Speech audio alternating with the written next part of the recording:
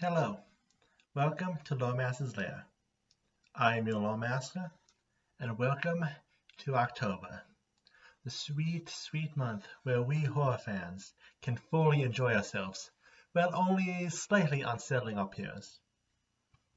Today, we officially begin our Halloween special with looking at Ustalav, the main regional Paisan has established for the purposes of classic horror. Vampires, werewolves, flesh golems, the list is endless. However, like Verisian a few weeks ago, this is a large region. I don't think this is going to be long enough to split into multiple videos, but I will definitely be leaving out information I would like putting in. Well, it gives us tidbits to look forward to next Halloween. On videos specifically looking at vampires, ghosts, ghouls. When is Book of the Dead coming out again? I might need to revisit and adjust the length of my self-imposed information embargoes. Well, that is a worry for next year. For today, let's get started. First up, the history of Ustalav. The country was first founded by Sovidia Ustalav, who united various still semi-nomadic groups of Verisians into a country. The region divided into 16 counties, ruled by a noble lord. Little is written of the first 1,000 years, but eventually the county's fortune was cut short by the rise of the Whispering Tyrant. The 3 years of resistance were quickly ended by the death of Ustalav's last king. For nearly 6 centuries, the Lich ruled the country, until the Shining Crusade, the war which made Eomade a household name, trapped him within his own gallosphere.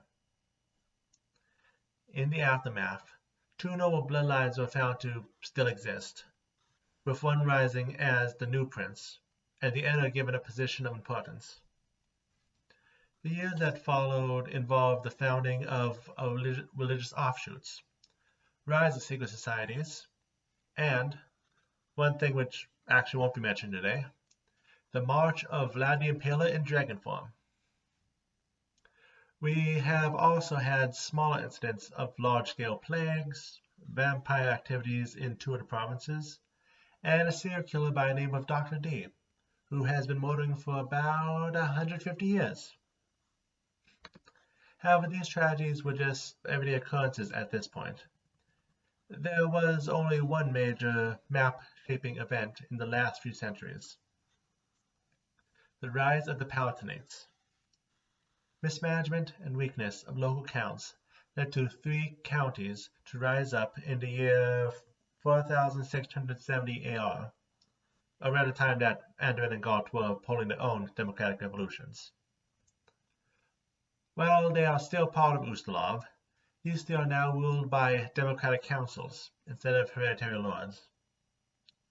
Therefore, today, the land of Ustalav is broken down into 3 regions: the Svoboda of the south and east, land still independently ruled by counts who often only have their own interests at heart; the Palatinate, the northern third of the country, where democracy is bogged down with red tape and lack of support from the royal court; and Village, to the west, the remains of the scars left by the Whispering Tyrant, with no form of central government. This is how today's video is going to be divided up, by the way. Starting with the Svoboda, what better place to start than the capital? Sitting at the south of the country, upon Lake Incarton, we have Caliphus. Caliphus the Svoboda, and Caliphus the city. Caliphus also includes the region around, though there is not much there, the forest surrounding area long being associated with witches. Special mention does go to the vineyard of Vontil and their last breath festival and its curse. But mostly, Caliphus is only the city of Caliphus. When the Whispering Tyrant rose and fell, the Caliphus noble family was one of the 2 noble families who remained, besides those that became the crown prince. This set up a rivalry between two families, only exuberated when the former prince moved the capital to Caliphus. Now Prince, these names today are going to kill me, Audard Odronti III, a sportsman who was forced to take the throne at the death of his brother, and Countess Camilla Calif Basso, a beautiful woman who seems to not have aged in the last 50 years, live a stone's throw away from each other, and the schemes of the court have now come to Caliphus. Just north, we have Amons. Geographically, the region sits in the midst of the Hungry Mountains, leaving land not the most fit for farming, and legends of dangers hidden across the next peak and through the next valley. Back during the war against the Whispering Tyrant, after neighboring Grodlich and Vorholt were reduced to wastelands, Amons suddenly found itself as a front line in a war against the undead. Heroes fought valiantly to give the entire country a chance to retreat, and afterwards became a symbol of renewal after the war, and the front lines for whatever undead remained for us. This is part of the reason why a sect of the faith of Pharasma, known as the Pharasmian Penance, first grew here. A radical sect that believes that the more pain and sorrow one suffers in life, the less they have to worry about in the afterlife. This sect of Pharasma is probably better discussed in an actual video on Pharasma. But just letting you know, it is headquartered here and influential across of all of Ustalav. Anyway, the Count of Amons is Lucinian Galdana, a ranger with few political agendas outside of those which allow him a good drink and a good hunt. He would rather leave his capital of Carapasta to be influenced by the Penance and devote his time in the mountains. This does not mean he does not care about his people, however. If you ask him, he could probably point you to dozens of small mountain towns. Few besides he and the residents himself don't exist. Up deeper in the mountains is its own separate suborder, Alcazar. It has even less resources than that at the foothills, and some think of this county as more of a prison. It is home to an isolated monastery devoted to Pharasma, the Monastery of the Veil, with the monks there originally seeing the isolation as perfect for their religious practices. Unfortunately for them, one group saw it put to better use. No worshippers of Pharasma live alive in the monastery. Only a group of Nogabo worshippers, known as the Anaphaxia. They are collectors of information and secrets, and the monastery is their library. Not only that, but they count among their members a count, Yeshmardin Senir. He made the unfortunate discovery of the monastery's true nature, and was trapped with the statue of the Grey Master for multiple nights, until he was willing to ask the god for help. Now the entirety of Alcazar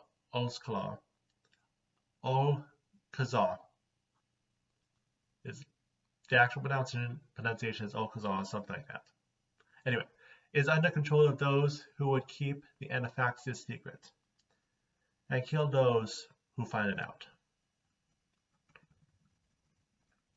Continuing along the lakeshore, we have Versex.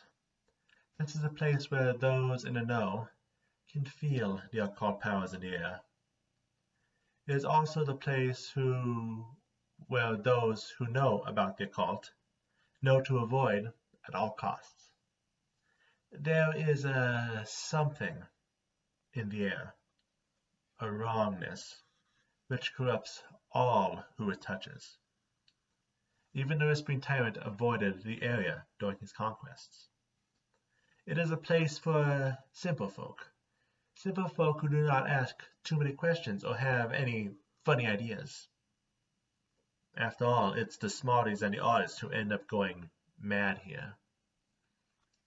The center of the wilderness is the town of Thrustmore, a place full of strange monuments, weird religions, and the count of the region, Sultan Laos IV.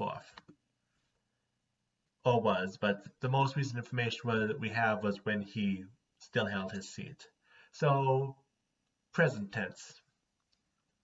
He was a man who, in his youth, was a know-nothing know-it-all, the kind who publishes books on topics he knew nothing about, which were sponsored because of his donations to colleges, until he changed.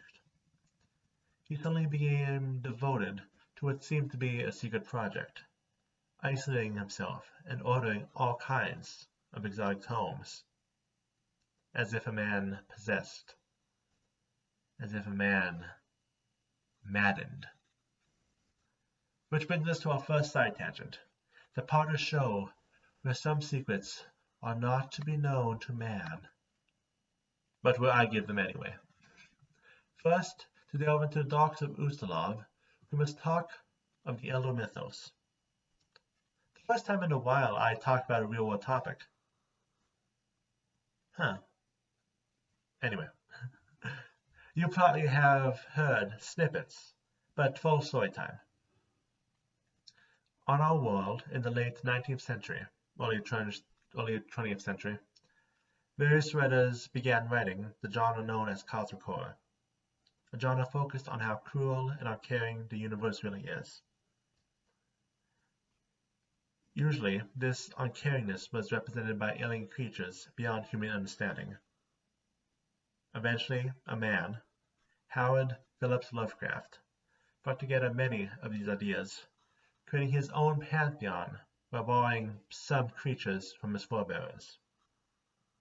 Likewise, after his death, his followers continued to expand and work on formalizing the mythos. This eventually led to the release of the tabletop game Call of Cthulhu in 1981. It should be noted that while Dungeons & Dragons is still the most popular tabletop game in America, it is Call, which has always held this title in some other countries, like Japan.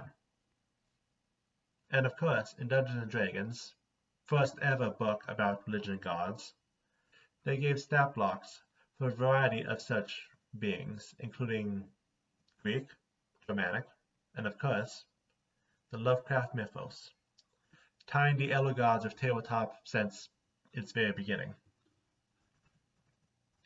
In universe, the outer gods are at the level of full deities, and the great old ones are demigod level. They are all the same uncaring and nihilistic as they always are portrayed as, but this does not mean they are evil. There are some, including some of the most important like Azathoth and Yog-Sothoth, that are merely chaotic neutral. However, by their nature, they cause madness and wide destruction of the laws of reality as we know them, just by existing. Outside of that, there's enough to qualify for its own video, so that is another one on my expanding list. Next in line, the most southeast, we have Varno. While all of Ustalav clings to superstitions, the practices of the Varisian roots still grow strong here, some still traveling and spreading ancient superstitions to this day. Generations pass, but the people do not change.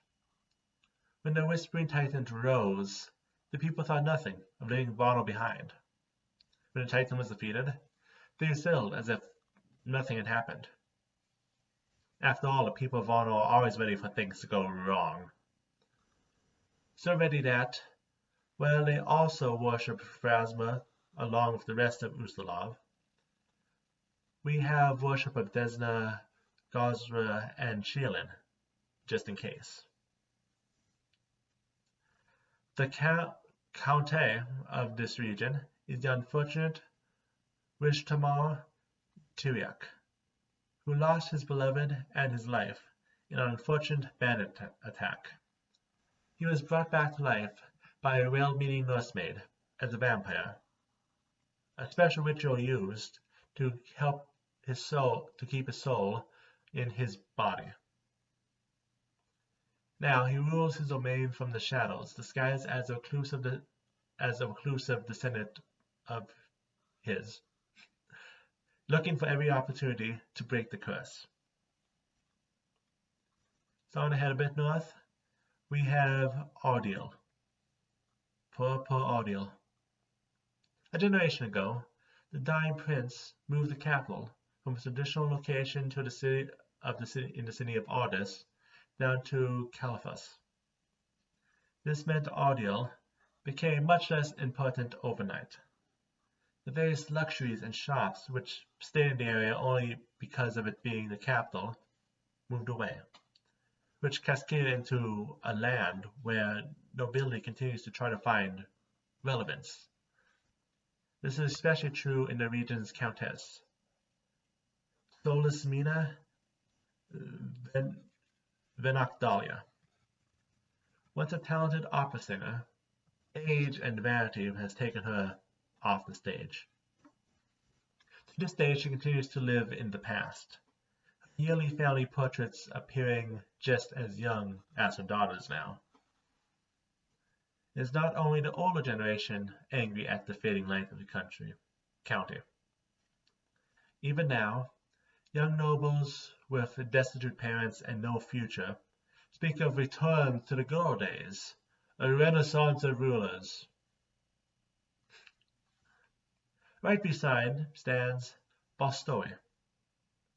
Just as Ordeal was a capital ideal for nobles long ago, Bostoi was just a backwoods. That was until 4665 AR, when the last of the Birisi family ended. Many nobles refused to be raised to the position, not wanting to rule over the destitute land. Then, after months without a regent, a merchant by the name of Arisnine Nesca offered to take over, promising that he could make the land, which was only a drain from the treasury, into a profit in 3 months. He did all that and more. Bostoi is now seen as a place with lots of potential, with the little problem that all crimes are punished by death, and the list of crimes expands every year. Efficiency at the cost of police state. This eventually led to a 6-year civil war against Ordeal due to their corruption and incompetence, reducing the border between the two Soivoda to a wasteland known as the Boroughs. Welcome to your patriotic paradise. The land is its own special kind of horror. Odranto has long been the border between Ustalav and the Keller tribes, or at least it has been since Varisian settlers conquered the land. For generations, fortresses have come and fallen along the border. Things came to a head recently with the rise of the World Wound. Refugees from Sarkos escaped in every direction, including to Ustalav. As an excuse to keep their borders secure, as the political justification goes, force-bred genocide arose, under the name of the Demon Blood Wars. Eventually the slaughter ended, only when there was no more killers left to kill, or suspicious churches to burn down to the ground. This is also the home to Castle Conquest, home still held by one of the Whispering Tyrant's most trusted generals. The count is a man named Conrest Moralt, a man who has found an old family secret of a still living head of a necromancer with the power to possess his bloodline's body. or drive them insane while trying. And finally, we have Sonaria, a place which is mostly made up of Lake Properia,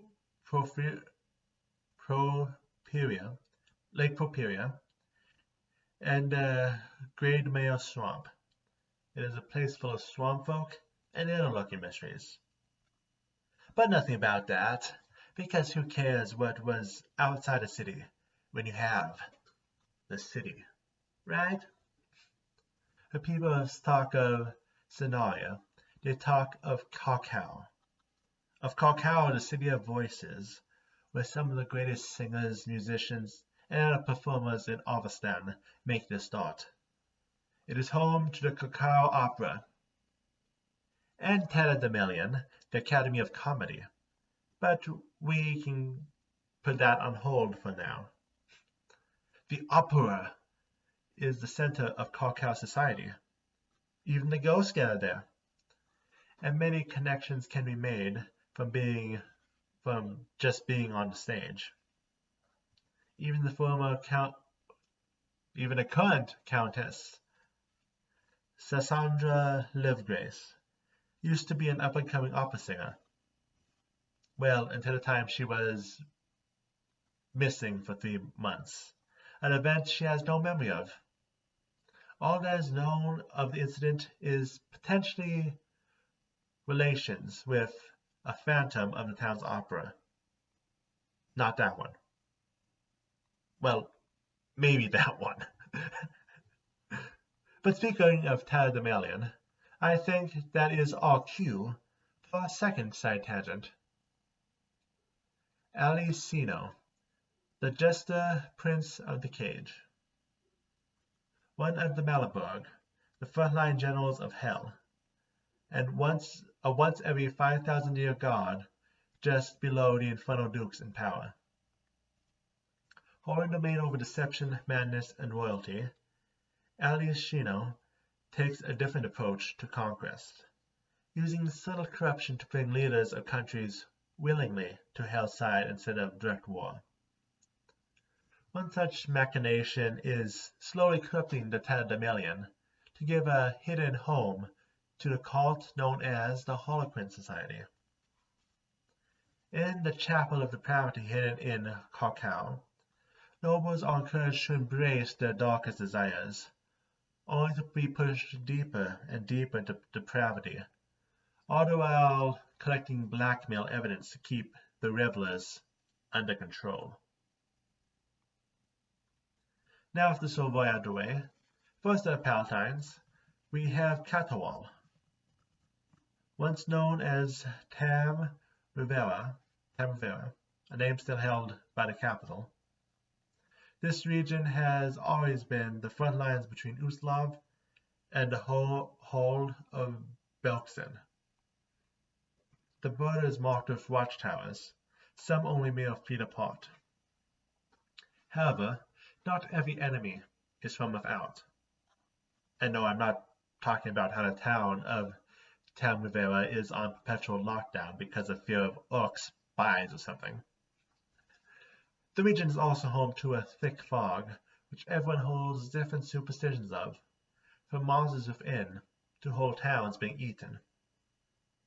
Though that latter one might not be so bad, with places like Clover Crossing ending up being built over a nest of ghouls.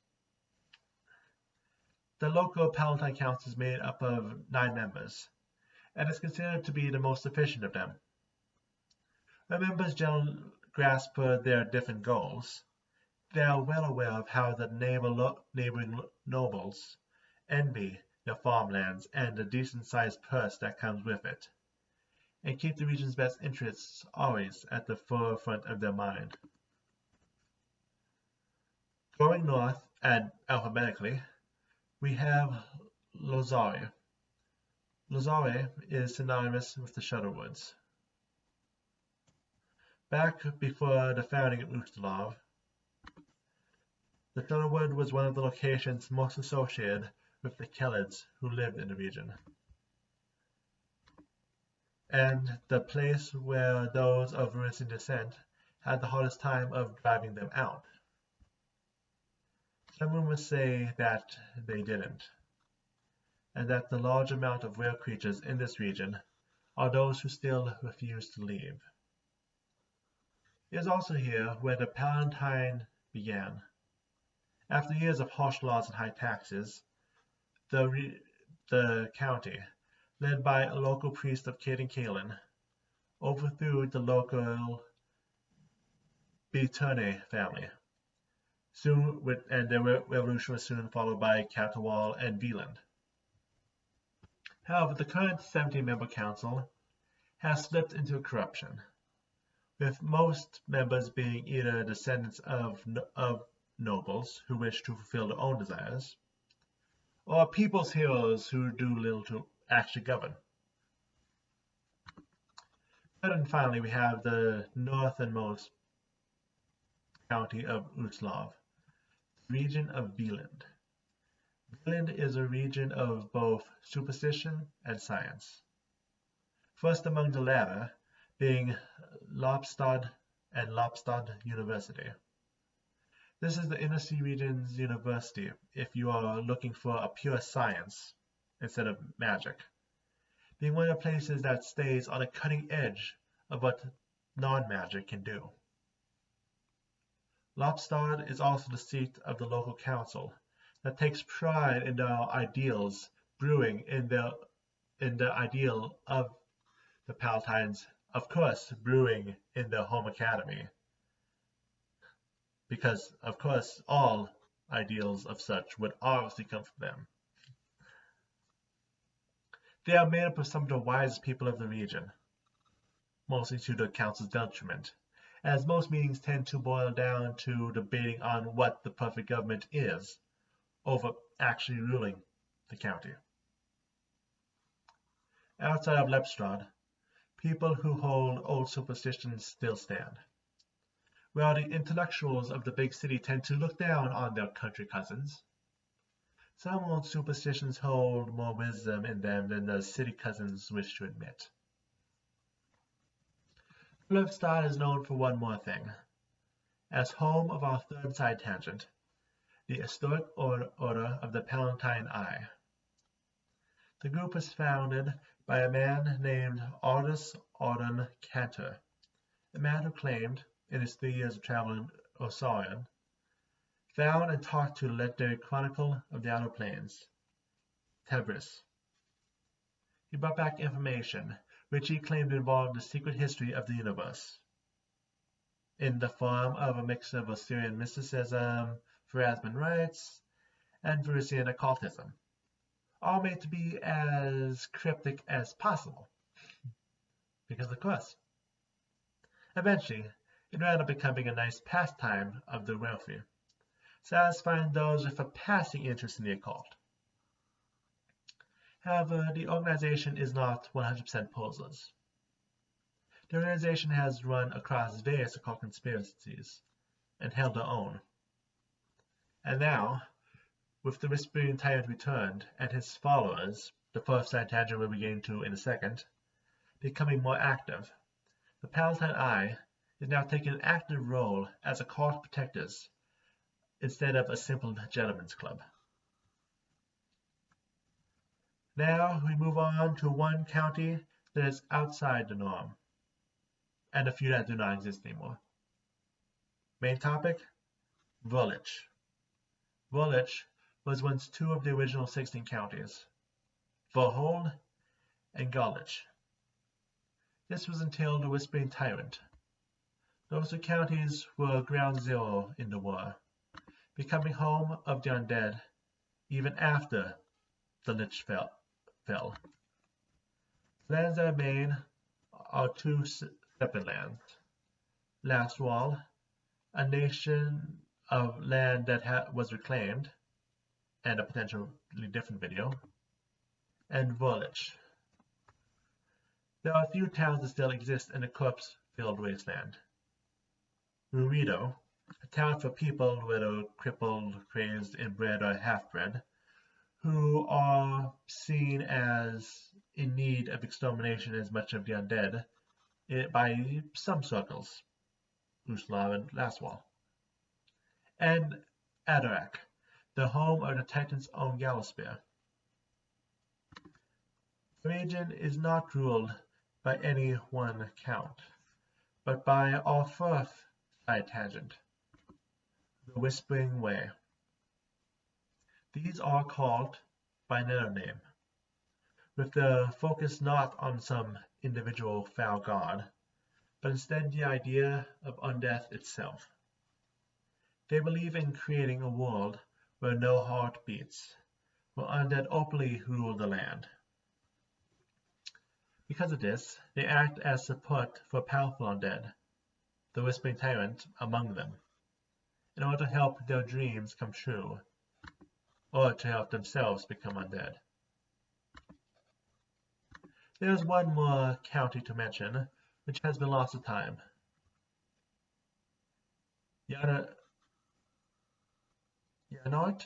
Yanoit was even more east of Varno, following along the coast of Lake Encarten. However, after the Whispering Tyrant's reign, Ustalav simply allowed it to be absorbed into the Archduchy of Melkat, which was then absorbed itself into Razmaran. To hear more about Razmaran, I mentioned them in the River Kingdoms video, which is about as much as I can do until we get more information on them. Some lists I have seen have the Grand Duchy of Melkat itself. Well, one moment. Which brings us to 15 of the 16 counties. As for the last one, we have no information. I have seen some people list the Grand Duchy of Melkat itself being the 16th, but the way the county section in the books talk about Melkat and general information I've seen written, I see nothing implying that.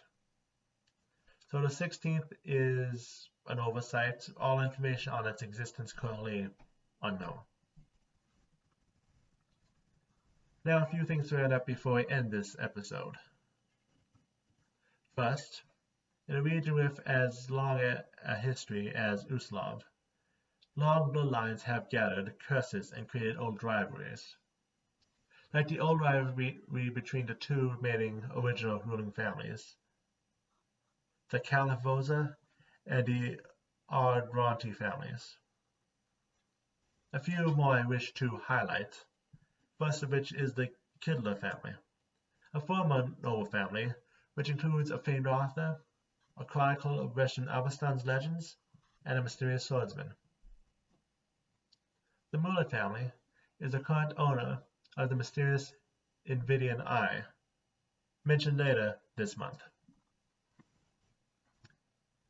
Finally, we have the Treyas family, the brothers who established the Lepstad University. Finally, a small section that crosses across all of Ustalav, some common superstitions. As a county founded by Varisians, ruled by Lich for centuries, and home to classical monsters, superstitions are still part of the day-to-day life of many in Ustalav. Animals are said to have various powers and attributes, from cats being able to see sins, to whippoorwills being a sign of coming death. Dogs, hawks, and horses are usually seen as good signs. However, while they do not cast bones or read tea leaves, spiritual birds and horror cards are taken as the gravest of seriousness, to the point of people avoiding their predictions for being too accurate. Finally, graves are treated with the utmost of respect, because of the brief belief that necromancy is not the only way to awaken the dead, and especially wicked people are buried in chains to stop them from ever trying to come back.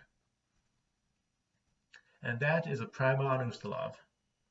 For those of you who wish to add a little more horror to your campaigns, you will most likely find a few things you will like to use at your table. I will enjoy expanding on future exploration into horrors in the future, but this month we are getting a few more general horror ideas out of the way. So instead of vampires, werewolves, and ghosts, we have a foul god, some items, and a monstrous organization coming in the coming weeks. Either way, still tapping into the darkness this month, so be prepared for the unexpected, or at least the accidental.